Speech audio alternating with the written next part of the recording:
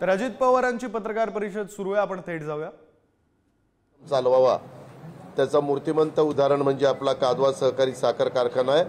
मी त्याबद्दल शेटे साहेबांचं आणि त्यांच्या पूर्ण टीमचं अभिनंदन करतो। त्याचबरोबर आज जनसन्मान यात्रा ही आम्ही सुरू केलेली आहे। विमानातून उतरल्यावर पहिल्यांदा या परिसरामध्ये आलो। आम्हाला शेटे साहेबांनी, नरहरी झिरवाळ साहेबांनी, व्हाईस चेअरमन, बाकीच्या सगळ्यांनी विनंती केली होती, जातात जातात 5 मिनिटं 10 मिनिटं चहाला इथं थांबा। त्यांनी आमचं स्वागत केलं। त्यांच्या विनंतीला मान देऊन आम्ही इथं सगळे आलेलो आहोत। इथं आम्ही तुमच्याशी बोलत असताना पत्रकार मित्रांना मला सांगायचं आहे की जनसन्मान यात्रा साधारण रोज 2 विधानसभा मतदारसंघ कव्हर करण्याचा आमचा प्रयत्न आहे।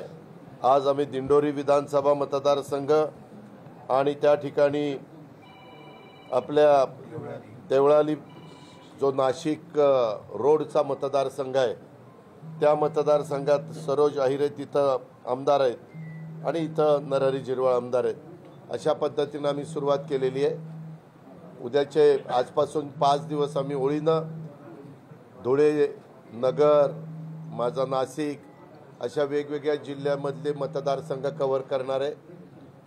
साधारण आठवड्यातले 5 दिवस आमची जनसन्मान यात्रा चालेल। 2 दिवस मुंबईमध्ये कामं असतात, आपल्याला माहिती असतं, कॅबिनेट असते, काही लोक भेटायला येतात, आमदार महोदय भेटायला येतात, त्याच्यामुळे त्यांच्याकरता तिथं 2 दिवस त्या ठिकाणी आम्ही ठेवलेले।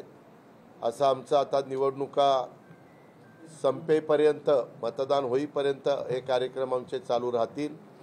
याच्यातून महायुतीच्या सरकारच्या माध्यमातून आम्ही ज्या काही योजना, विशेषतः माझी बहीण योजना, त्याचबरोबर वीज माफीची योजना, युवक युवतींच्या करता स्टायपंड देण्याच्या बद्दलची, त्यांना 6 महिने ते 8 महिन्याचं ट्रेनिंग देण्याच्या बद्दलची योजना, त्याचबरोबर दुधाला 5 रुपये लिटरला जास्त ते घेतलेला निर्णय, त्याचबरोबर कापूस सोयाबीनला 5,000 रुपये एकरी देण्याचा घेतलेला निर्णय, त्याचबरोबर आत्ताच्या काळामध्ये आम्ही मधल्या काळात धानाला पण मदत त्या ठिकाणी केली। अशा वेगवेगळ्या आमच्या योजना आहेत। त्याच्यामध्ये खूप मुख्यमंत्री अन्नपूर्णा योजना आहेत, बऱ्याच योजना आहेत। त्या योजना साधारण आम्ही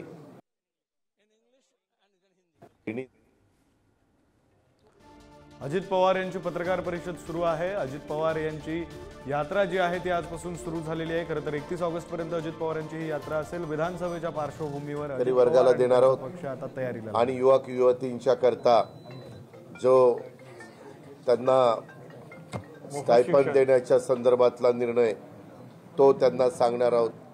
आणि मुलींना मोफत शिक्षण कॉलेजचं अशा पद्धतीनं पूर्वी 50% मुलींना असायचं। आम्ही आदिवासी मागासवर्गीय समाजाच्या मुलींना तर मोफत होतच, परंतु समाजातला इतर घटक पण आहे की जो गरीब आहे त्यांच्याही मुलींना शिकण्याचा अधिकार, त्यांच्याकरता पण योजना ही आम्ही आणलेली आहे। 3 गॅस सिलेंडर देण्याची पण योजना आणलेली आहे।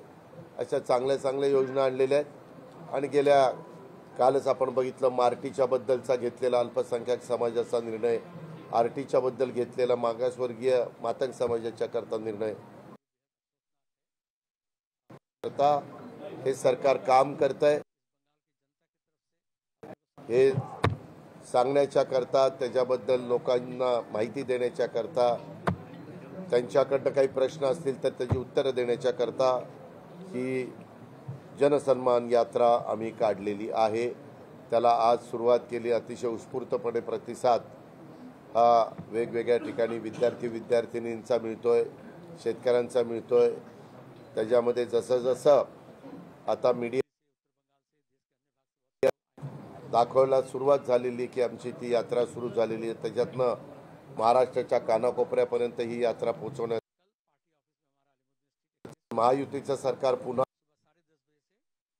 पद्धतीनं पुढेही चालाव्यात याकरता पुन्हा सरकार आलं पाहिजे, त्याकरता देखील आम्ही काही ताकाला जायचं आणि गाडगं लपवायचं ही आमची भूमिका नाही. आम्ही देखील उद्याच्याला येणाऱ्या विधानसभेच्या निवडणुकीच्या निमित्तानं मतदारांनी आम्हाला कौल द्यावा आणि आम्ही मतदारांच्या करता जनतेच्या करता केलेली कामं ही त्यांना सांगून पुढे जाण्याचा निर्णय घेतला आहे. आपल्या इथं कालच आम्ही पैनगंगाचा मोठा निर्णय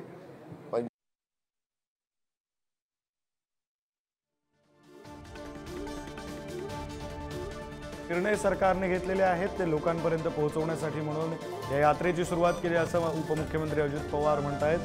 त्यांची पत्रकार परिषद सुरू आहे तर आजपासूनच या यात्रेला सुरुवात झाली. 31 ऑगस्टपर्यंत राज्यभर या यात्रेचा प्रवास असेल.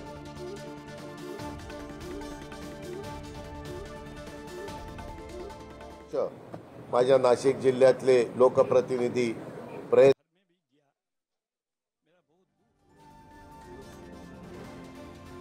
31 ऑगस्टपर्यंत खरं तर या यात्रेचा प्रवास असेल. आत्ताच्या घडीला आपण पाहतोय अजित पवार यांच्यासोबत त्यांच्या पक्षाचे अनेक नेते मंत्री हे सुद्धा सोबत आहेत. प्रदेशाध्यक्ष सुनील तटकरे असतील, क्रीडा मंत्री बनसोडे आहेत, धनंजय मुंडे आहेत.